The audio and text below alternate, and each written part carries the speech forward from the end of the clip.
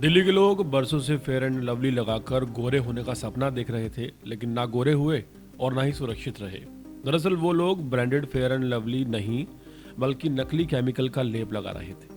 Delhi police को 600 kilo कच्ची fair and lovely wheat और बेटनोवेट सी मतलब नकली कॉस्मेटिक मिले हैं।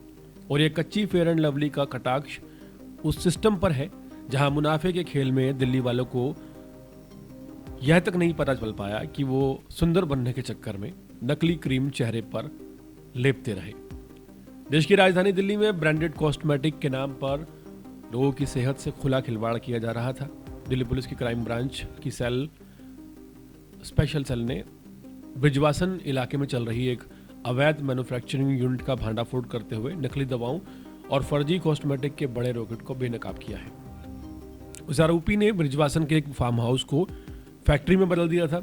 ना किसी तरह की सरकारी मंजूरी, ना लाइसेंस। सबसे पहले सस्ते कच्चे केमिकल खरीदे जाते जिनमें बड़ी मात्रा में सिटियरिक एसिड जैसे पदार्थ मिलाए जाते। इन केमिकल्स को बड़े ड्रमों और टंकियों में बिना किसी फार्मास्यूटिकल फॉर्मूले के बिल्कुल अंदाजे से मिलाया जाता।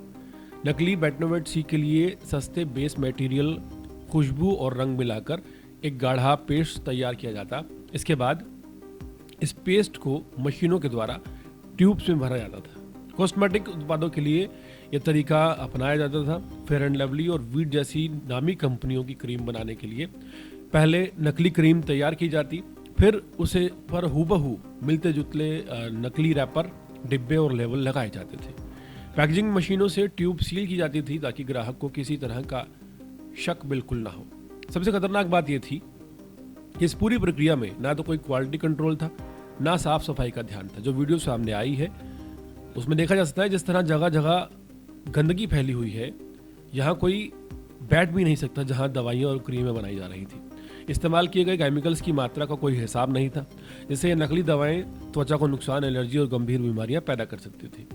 तैयार माल को कार्टन में पैक करके डिस्ट्रीब्यूटर के जरिए बाजार में उतार दिया जाता था, जहां ये असली दवाइयों और कॉस्मेटिक के बीच आसानी से खप जाते थे, यानी कि बिक जाते थे। मुनाफा इतना ज़्यादा था कि आरोपी इस धंधे को कई सालों से चला रहे थे। जब तक कि पुलिस की कार्रवाई नहीं हुई, इस खेल से पर्दा नहीं उठा, ये कारोबार चलता रहा। इस मामले में अब तक 3 आरोपी पुलिस के हाथे चढ़ चुके हैं।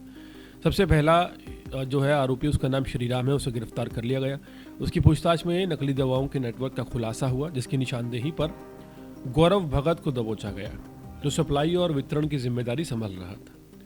पुलिस कस्टडी के दौरान